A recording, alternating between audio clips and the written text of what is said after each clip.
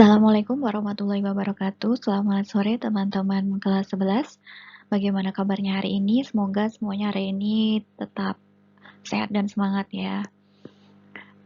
Sore ini kita ketemu lagi dengan Bu Alisa. Hari ini kita akan belajar geografi setelah minggu kemarin kita belajar bahasa Indonesia ya.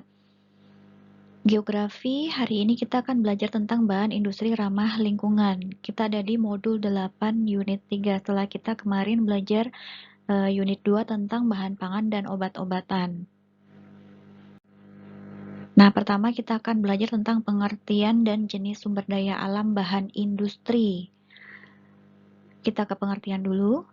Sumber daya alam bahan industri adalah sumber daya alam yang digunakan sebagai bahan baku yang diolah di pabrik-pabrik. Jenisnya yang akan kita pelajari hari ini ada dua. Yang pertama bahan tambang mineral, yang kedua ada bahan tambang logam. Yang pertama dulu ya teman-teman, ini ada tabel bahan tambang mineral industri. Sebenarnya banyak sekali jenisnya, tapi yang akan kita pelajari di unit 3 ini hanya 7 untuk bahan tambang mineralnya. Yang pertama ada batu kapur. Batu kapur ini biasanya digunakan sebagai bahan bangunan. Kemudian bisa juga untuk bahan pemutih atau penjernih air. Daerah persebarannya atau tempat penambangannya itu ada di Pulau Jawa, Sumatera Utara, Sulawesi Selatan, Sulawesi Tenggara, Bali bagian selatan, dan Papua bagian selatan. Nah, ini ada gambar batu kapurnya ya teman-teman. Kemudian yang kedua ada yodium. Yodium ini biasanya dimanfaatkan sebagai bahan kesehatan. Kalau teman-teman biasanya sering dengar garam beriodium. Nah, itu memang ada campuran yodiumnya. Itu kenapa kita disarankan menggunakan garam beriodium karena dalam dunia kesehatan, yodium ini menjaga kelenjar tiroid untuk mencegah gondok.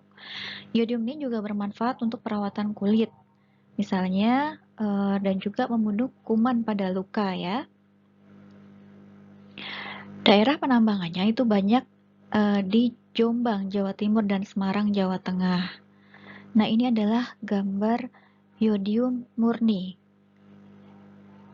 Seperti kacang kedelai ya, tapi bukan kacang kedelai, ini gambar yodium murni.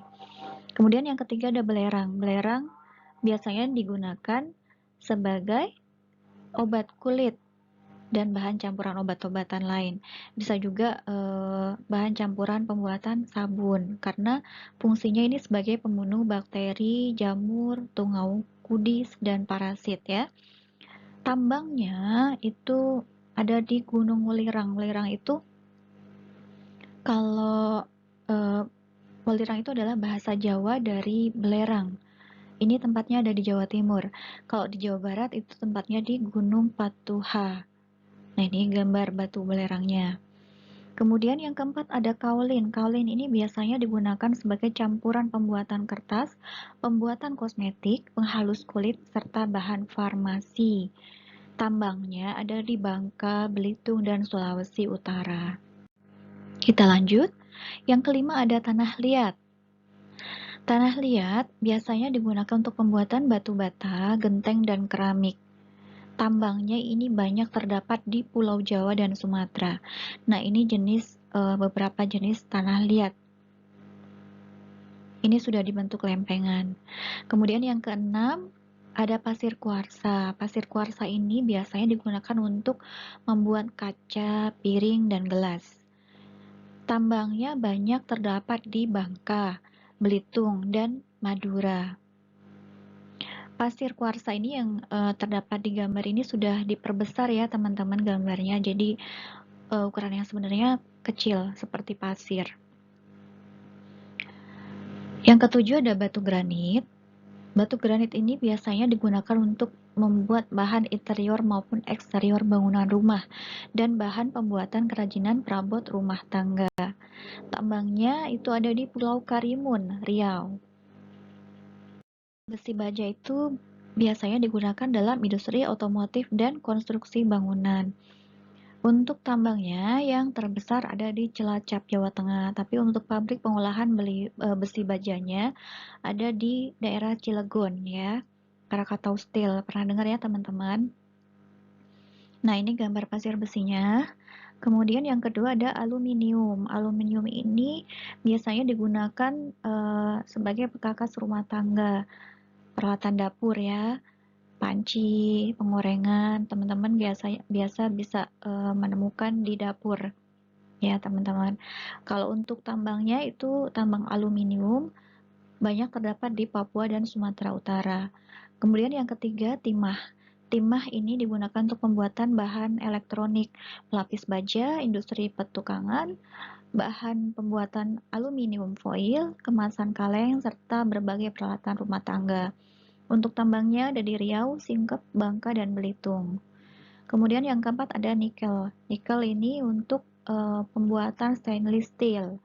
Bisa juga digunakan sebagai campuran pembuatan besi baja, pembuatan kawat, serta untuk industri otomotif. Tambangnya ada di Sulawesi Tengah, Maluku, dan Papua. Yang terakhir, logam yang akan kita pelajari adalah emas dan perak. Ini teman-teman sudah tidak asing lagi karena banyak digunakan sebagai perhiasan. Tambang yang besar itu ada di Cikotok, Jawa Barat ya teman-teman. Nah, ini untuk gambarnya ini masih berupa batu ya, yang kelihatan agak putih itu batu perak, kemudian yang kekuningan itu batu yang mengandung emas. Kita lanjut ke penggolongan bahan galian. Nah, penggolongan bahan galian ini ada dua. Yang pertama berdasarkan pemanfaatannya, yang kedua berdasarkan Undang-Undang Nomor 11 Tahun 67 dan PP Nomor 27 Tahun 80. Yang pertama berdasarkan pemanfaatannya. Berdasarkan pemanfaatannya, bahan galian ini dibagi tiga. Satu, bahan galian logam atau biji atau ore. Ini bisa dimanfaatkan jika sudah mengalami pengolahan dengan teknologi tertentu atau proses tertentu. Misalnya ini timah, besi, tembaga ya. Kemudian yang kedua ada bahan galian energi. Bahan galian energi ini digunakan sebagai bahan energi. Contohnya seperti batu bara dan minyak bumi.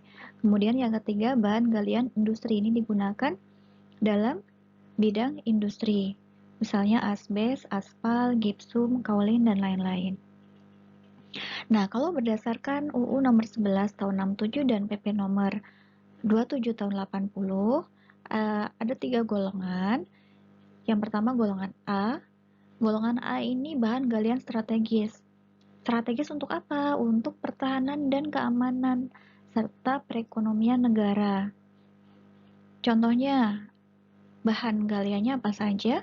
Minyak bumi, gas alam, batu bara, aspal, nikel, timah, dan bahan galian radioaktif. Sebenarnya masih banyak ya teman-teman. Nanti teman-teman bisa melihat lebih lengkapnya di secara daring. Kemudian yang golongan B adalah bahan galian vital. Vital artinya dapat menjamin hajat hidup orang banyak. Contohnya besi, tembaga, emas, platina, perak, air. Ya. Kemudian bahan galian yang C. Yang C ini di luar bahan galian golongan A dan B. Bahan galian ini sifatnya tidak langsung memerlukan pasaran internasional. Jadi di dalam negeri pun pasarannya cukup. Misalnya di antaranya ini ada kaolin, pasir kuarsa, batu kapur, batu permata juga masuk di dalam golongan C ya. Lanjut lagi. Cara mengelola sumber daya bahan industri dengan bijaksana. Yang pertama, berwawasan lingkungan. Artinya apa? Artinya mempertimbangkan kelestarian dan jangan sampai menimbulkan dampak negatif bagi lingkungan. Yang kedua, berkelanjutan. Artinya pengolahan sumber daya alam tidak terhenti karena habis, melainkan dapat digunakan secara terus-menerus dari generasi ke generasi ya. Caranya bagaimana? Yang pertama, selektif. Misalnya mau menebang pohon. Menebang pohon ini juga harus selektif ya teman-teman. Pilih pohon yang benar-benar sudah bisa dimanfaatkan kayunya. Tidak asal tebang saja. Kemudian yang kedua, menjaga kelestarian dengan teknologi canggih dan ramah lingkungan. Yang ketiga, penghematan sumber daya alam. Yang keempat, upaya pembaharuan sumber daya alam hayati, misalnya dengan cara reboisasi, modernisasi pengembang biakan flora dan fauna, supaya lebih cepat, dan penanaman ladang bergantian atau tidak monokultur untuk menjaga kesuburan tanah. Terima kasih banyak. Mohon maaf jika ada salah kata. Wassalamualaikum warahmatullahi wabarakatuh.